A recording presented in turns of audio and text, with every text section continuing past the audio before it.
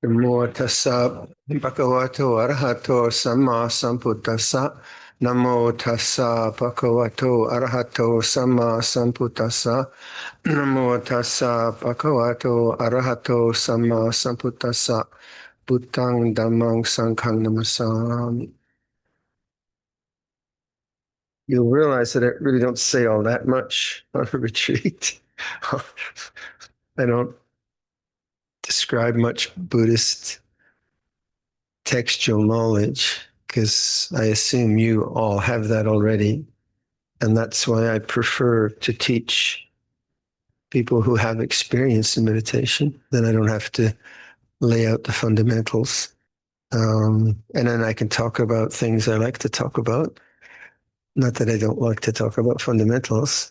And I can talk about subtle things and interesting things that hopefully are helpful for you. So basically, I think I just talked about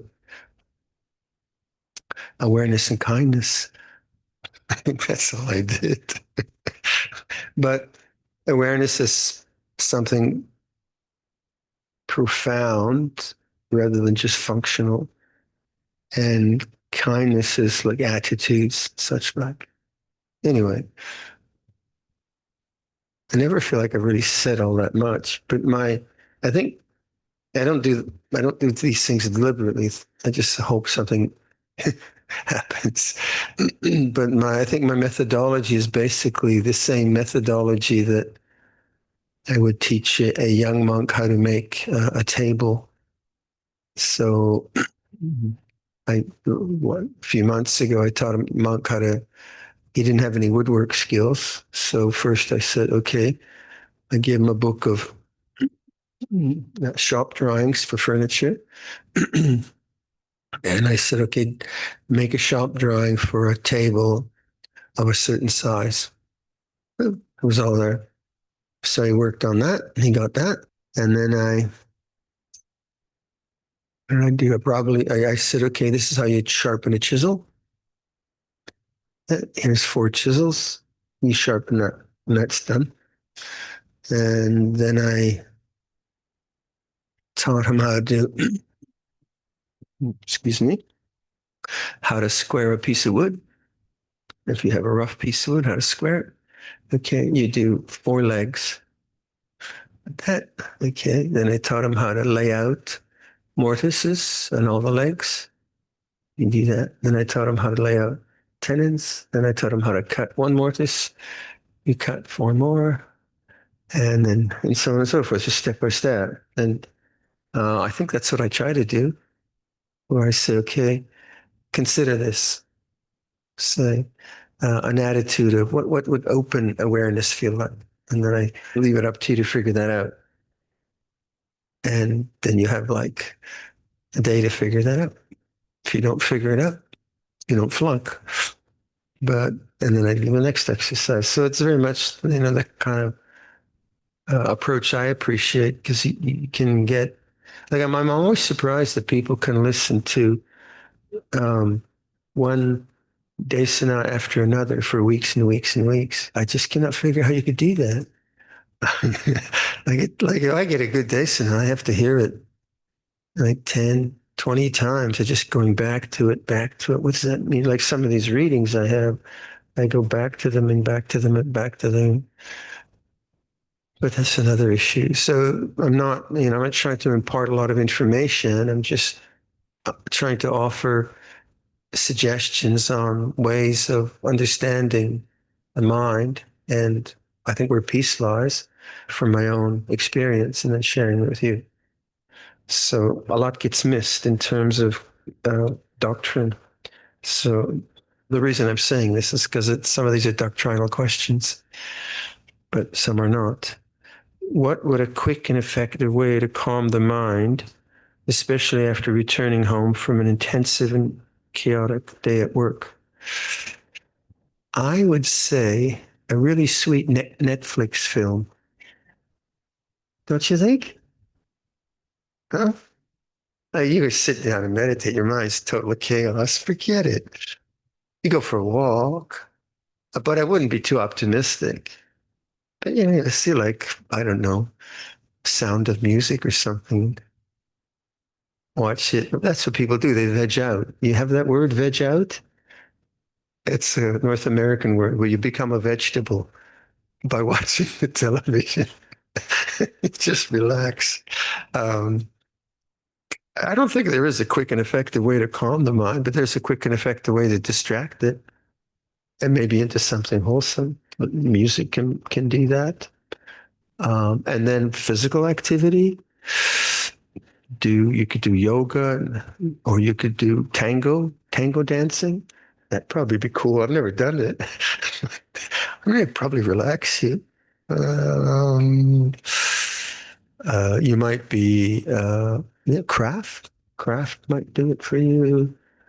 Pranayama, if you're doing yoga, might do it for you. So many ways. Um, but you also just looking at quite often a culture which is not geared to peace. And like I was saying, if you get a raise in salary, realize that's not going to be free. They're going to work you. You're not going to get any money for free. So, um, right livelihood is a livelihood which has some space in it, which has some opportunity for quietness and such like.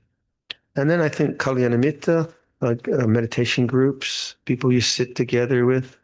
So I find that couples who meditate together, which is a rare thing, but they have a kind of advantage because they kind of support each other in doing sitting practice.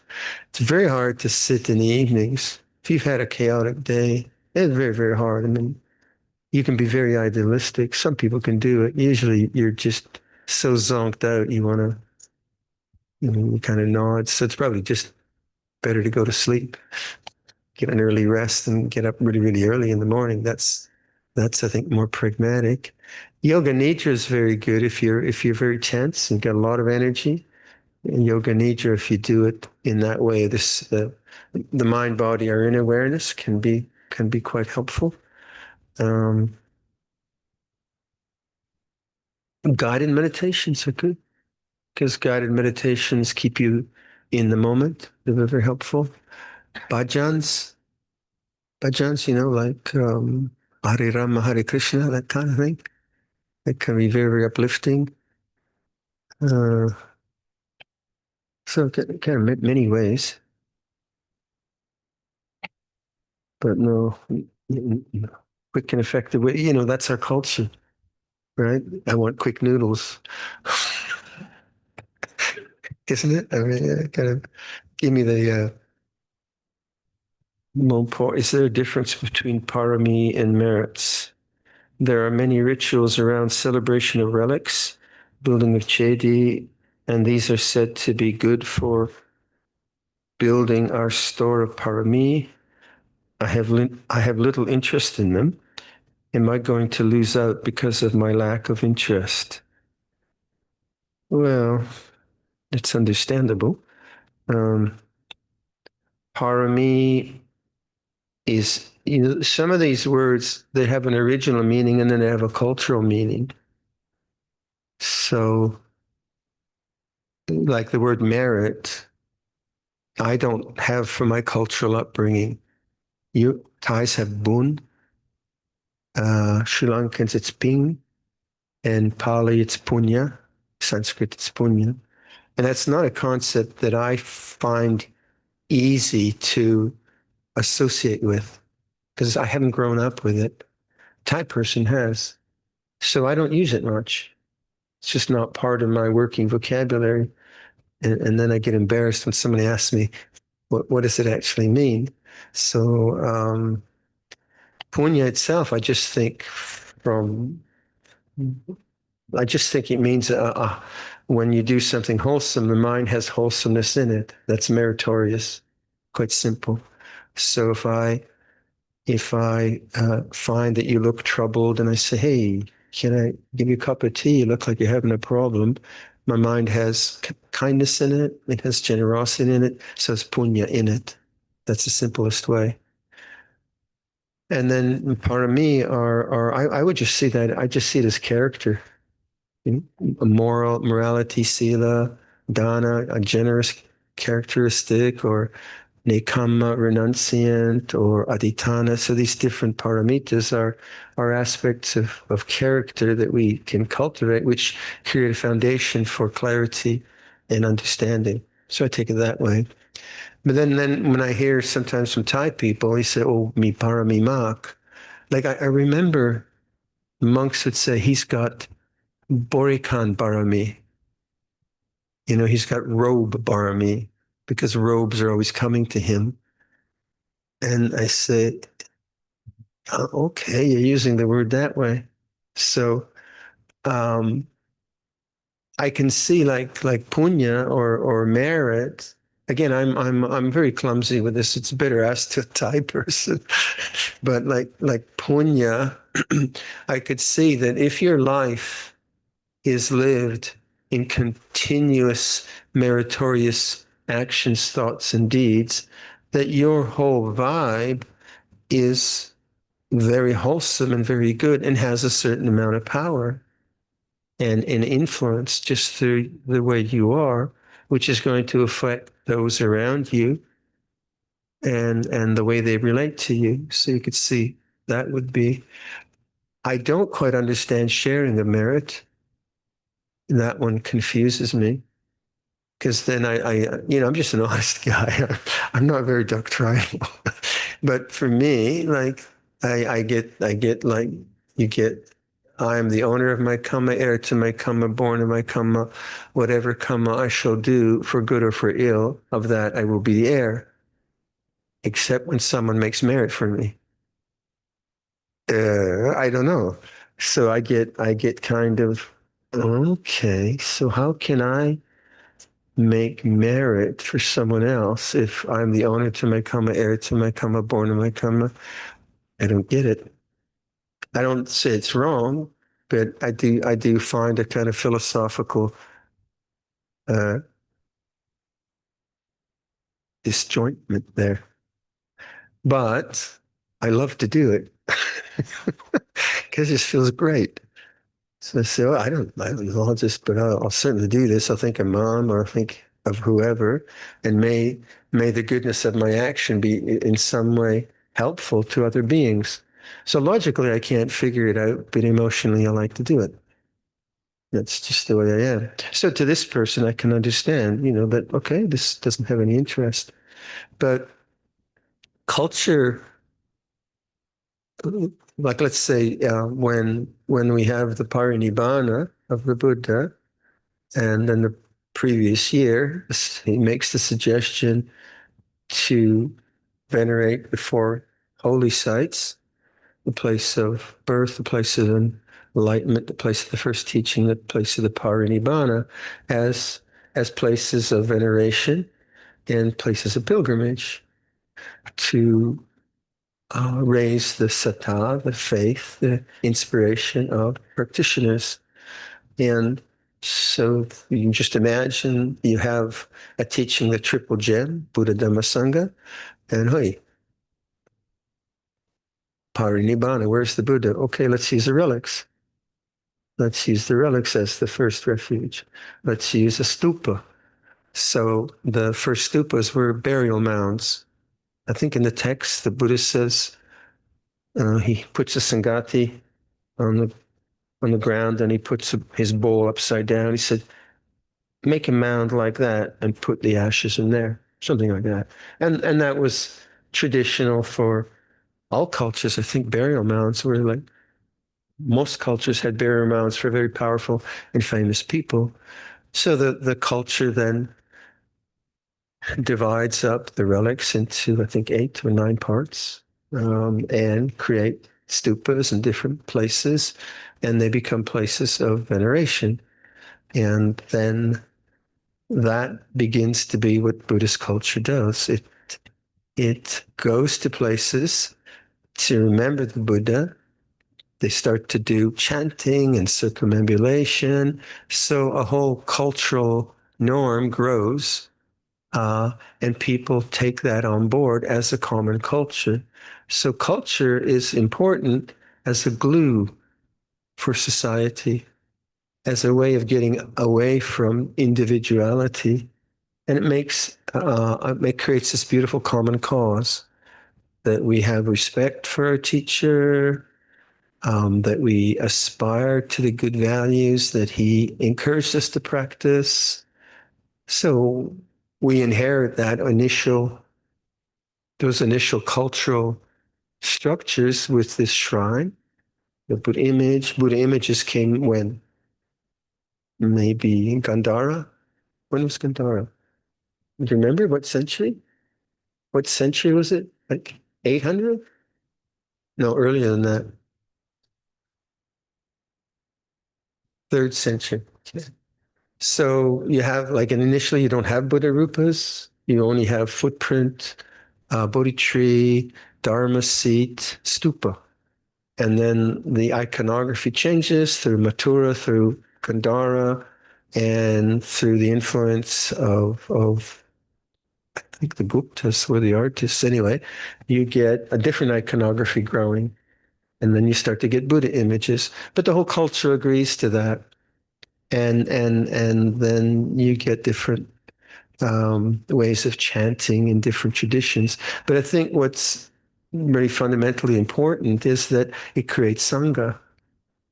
It creates a community of Kalyanamitta who are doing this work together and honoring their teacher and their tradition. So it's very beautiful. It can be very, very beautiful. So we have this chanting. I'm I'm Canadian, you're Thai, Sri Lankan, Singaporean, et cetera, Malaysian, but we can do this together. And our accents are a bit different, and our bowing is a bit wonky. My bow is very wonky. Doesn't really matter because we're doing this together. And I think that's very important. When I when important for me, when we went to England in '77, there was a kind of, and there always I think is, culture, a Western cultural thing. Well, we don't want monks, we don't want bowing, we don't want Buddha images, we don't want rituals. We just want the real thing. Kind of really pure Buddhism. So we'll have a rock instead. Great, have a rock. But I think a lot gets lost there. The beauty of art and the beauty of iconography and the beautiful ritual and the beauty of communal gathering. Not that communal gathering and all that can take place, but such is the nature of human difference. So then relics also become an important part of this way of paying respect. And then relics begin to not just be reminders, like a stupa as a symbol, is a reminder of enlightenment, the Buddha, whatever you want. But it's a very inspiring and uplifting and aspiring piece of architecture, piece of cultural artifact. But then the whole idea of relics, maybe even then, is somehow introduced that relics in and themselves are powerful. They are power objects. Now you're starting to get a different idea. Rather than it being a symbol, it becomes something in of itself of great spiritual power. And so some people take that on and some people don't.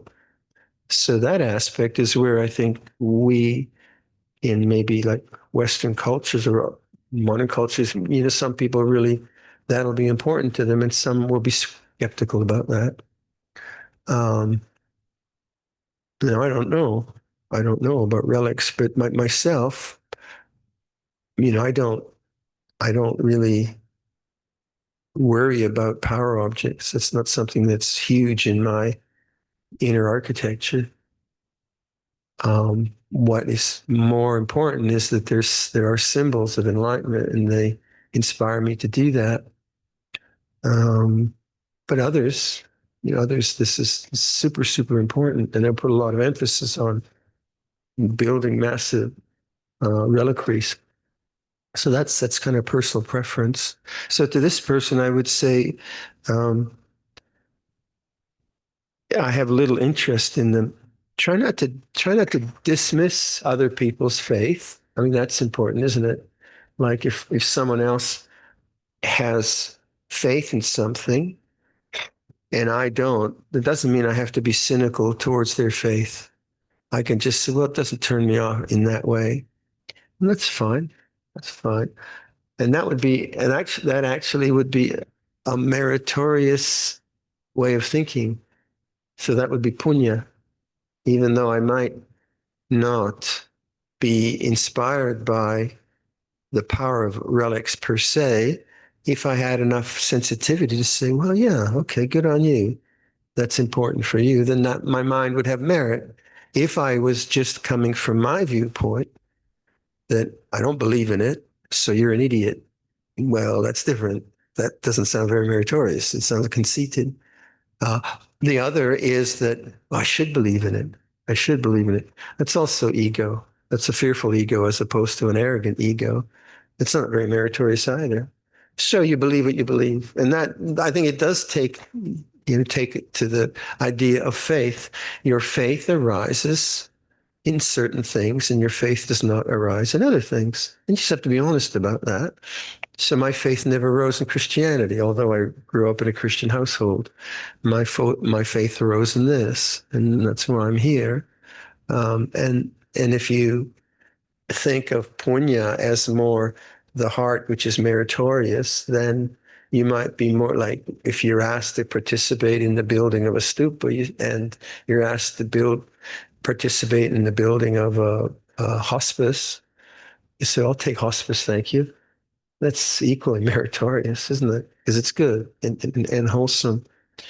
Um, and then of course there is the danger in so on one hand you have the danger of cynicism because I don't believe in it. It's rubbish, and I'm always right, of course, naturally.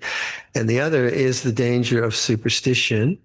And I had a really good example of that in New Zealand, where a uh, a woman, a Thai woman, she had a amulet necklace, with an amulet on it.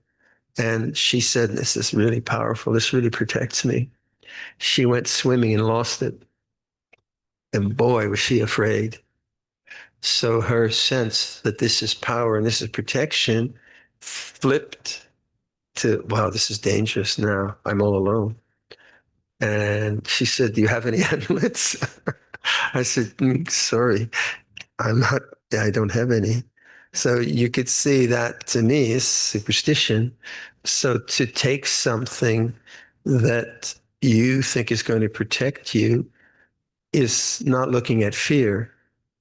I think, if I'm not mistaken, I think some Thai soldiers came to Luangpor Cha and said that they had these amulets which protected them from bullets.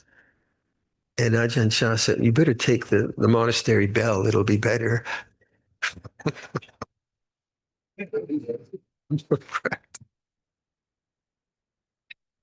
So it's a big thing.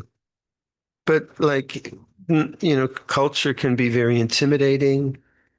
And then you look at that, cultural conformity, Sila Bhatta Paramasa, which I was talking about, can be very powerful. So one person is super enthusiastic. This is really meritorious. This will be great for many births to come. And you say, choy choy. And that's okay too. That's all right.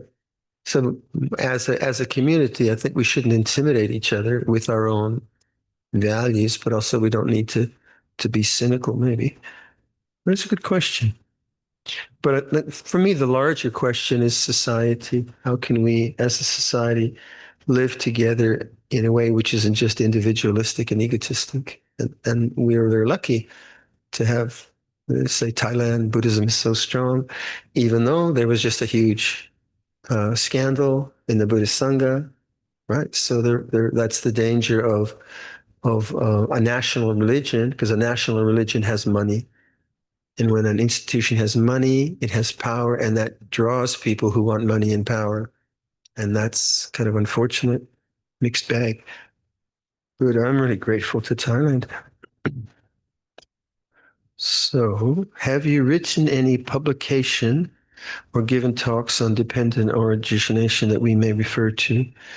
I don't think so.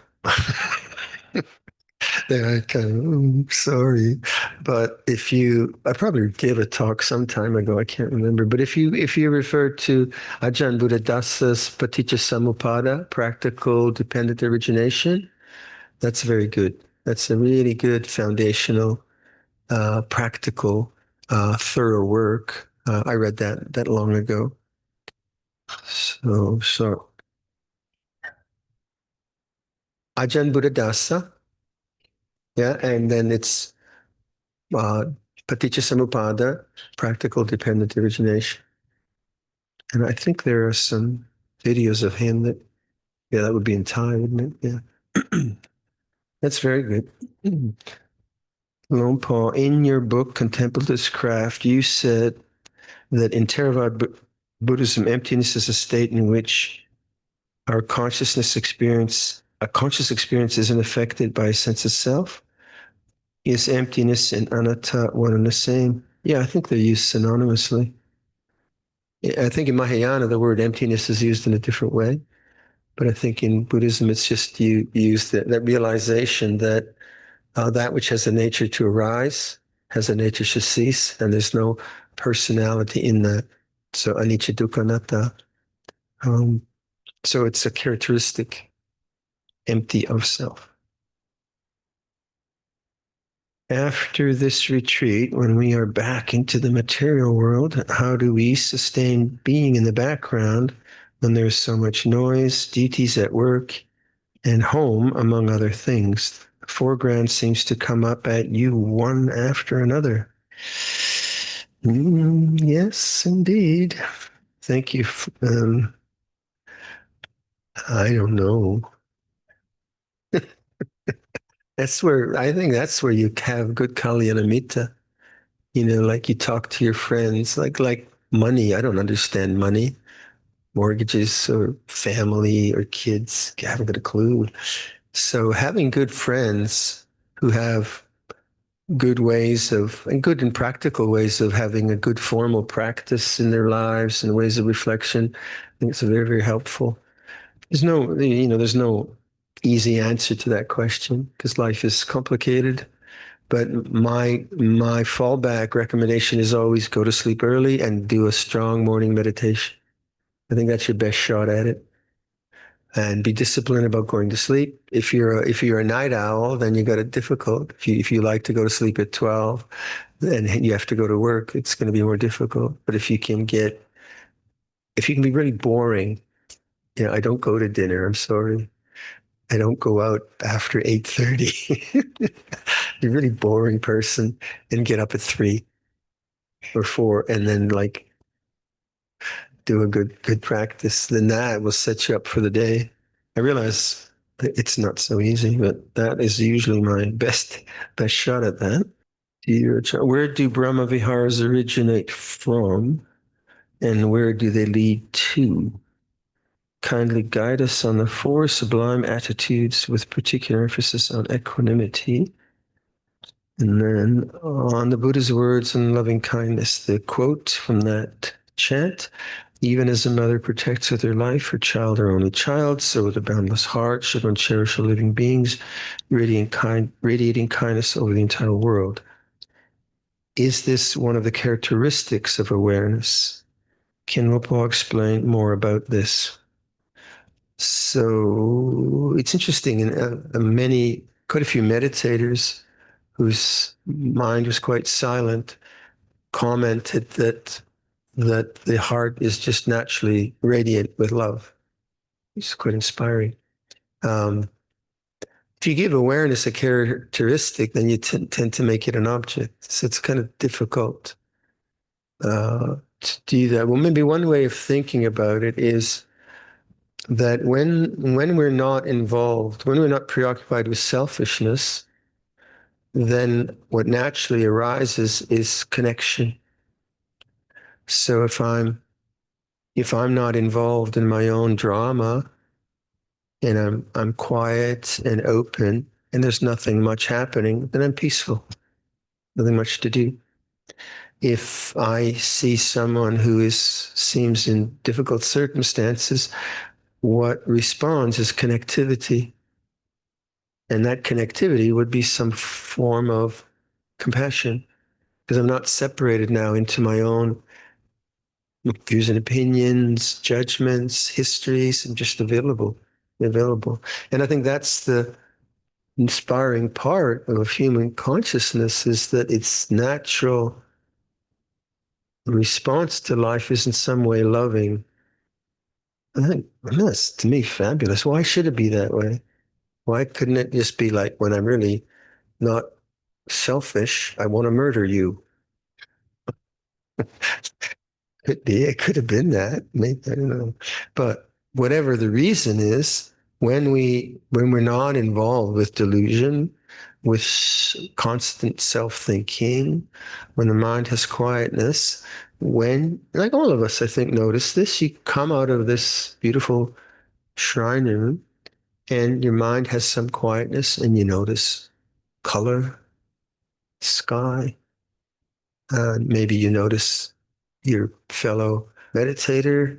Yeah, good on you. You're practicing. There's a tremendous amount of beauty that comes from that quiet mind, and that is dependently originated, and to some extent, because I don't always feel, um, say, if someone falls down, I try to help them and have compassion for them. But if I see a child and the child is really happy, then I'm happy for the child. And that's a different state of mind, yet it is still a loving state of mind. So when the person falls down, I don't say, ha, good on you, you fell down. No, I don't feel that. I feel, oh, you fell down. How can I help you? But it's still an aspect of love, isn't it? And that's my best answer, is that the innate nature of of our of our living is connected. When desire gets out of the way, ego gets out of the way, greed, hatred, delusion get out of the way, it's connected. But when we are preoccupied with our own dramas, our own tragedies, our own dysfunctionality, or our own projects, and we just kind of very much caught up, then we don't see. We're alienated, we say. So Western culture uses that language a lot, alienated and connected. And that's my best take on that. So any amount of silence that we can turn to is going to encourage, allow that possibility. But then also any amount of Brahmaviharas we can do, generosity, kindness, forgiveness, is also going to lead to silence. They're going to help each other. And rather than kind of get an ultimate fix on that, I think it's more sort of a relative thing. Can you speak about understanding of hiri and ottappa in relation to daily life? Hiri and ottappa, you know those words? They're the conscience. So hiri is, shouldn't have done that. And ottappa is, don't do that. You get it? Yeah. And rather than get the Kali Pali definitions. So hiri is, I wish I hadn't said that to her. It's a good thing, because it was hurtful. I shouldn't. And then ottappa is like, don't say that. Don't go there. That's going to be hurtful. It's going to be harmful. So it's conscience. My way of thinking about it. Now, it's not guilt. Guilt is self-hatred. And that's where people sometimes get that conflated.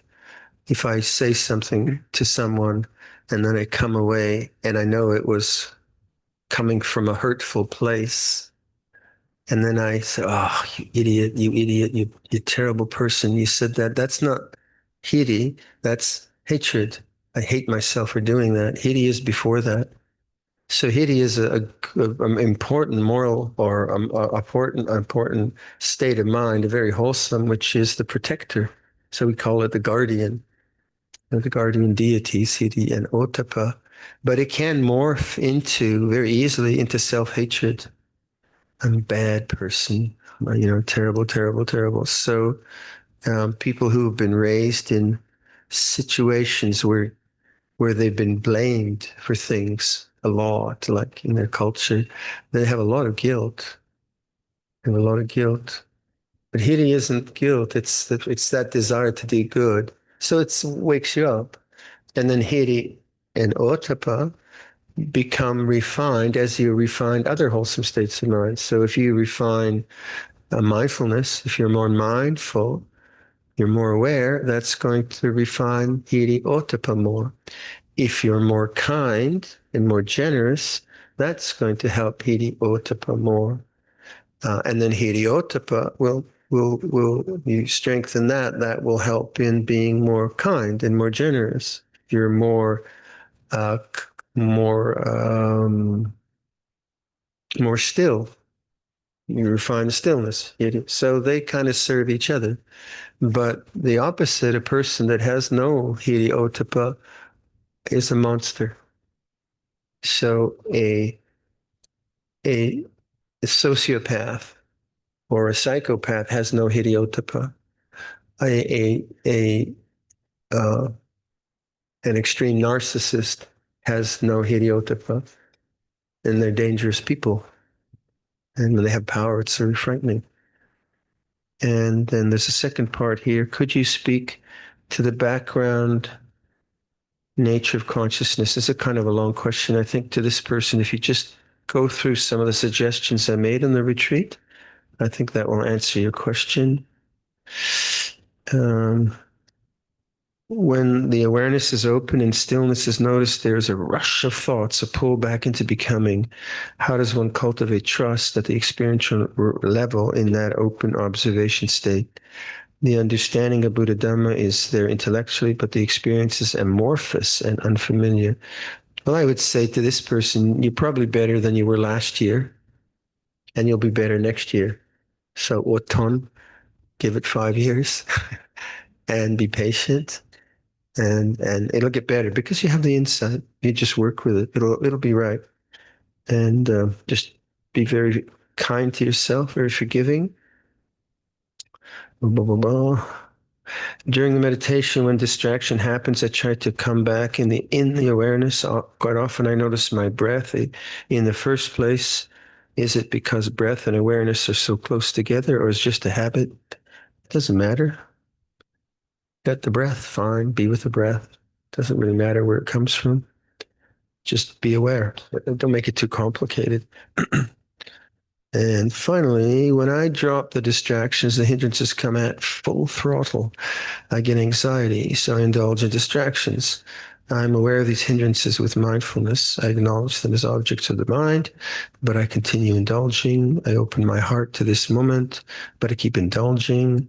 I assume that this is not me, but this not self keeps indulging. 7 days of retreat, but nothing but indulging with awareness. Indulging in awareness. No meditation, only hindrances and kilesas. Any suggestion? Get a teacher. Yeah, I can't answer that really, can I? It's just too complicated. But I would say get a teacher, get a spiritual guide, and establish a relationship of trust and communication. Get the teacher to understand who you are, what you want to do, and then the teacher hopefully will give you guidance and commitment. But that's a huge thing to answer. I mean, these things, it's not like um, 2 and 2 equals 4, and these are very complicated. The mind's very complicated. It takes a long, long time.